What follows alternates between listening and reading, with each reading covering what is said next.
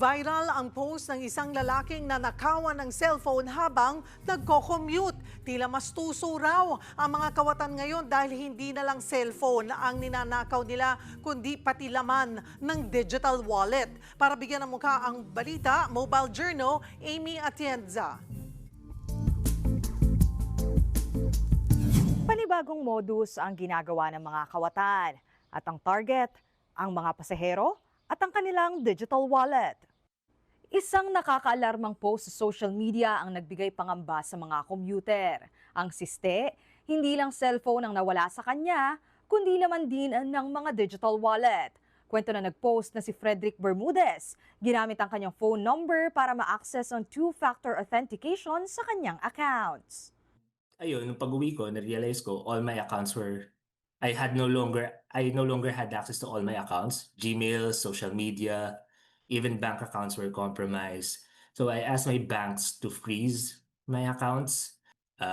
Nung na-freeze ko na yung bank account ko, nagalaw na siya ng mga magnanakaw. And when I checked nung nag-open yung bank on a weekday, wala na siyang laman. Ang mas nakababahala pa, nangyari ang pagnanakaw habang nasa biyahe siya. Nakatago man sa bulsa ang cellphone, hindi pa rin siya naging ligtas. And I didn't notice kasi super siksikan. And then another thing is, gigit-gitin ka talaga nila to distract yourself. At kahit nga nanakawan na, hindi pa rin daw tapos ang mga kawatan.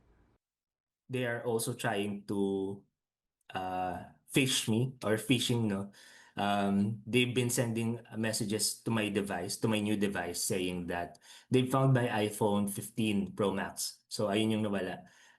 Tapos they attach a link.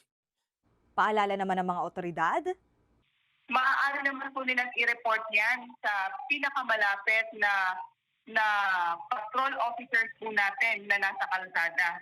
At sila po ang magdadala sa inyo kung saan po natin papaimbestigahan yung pagkawala.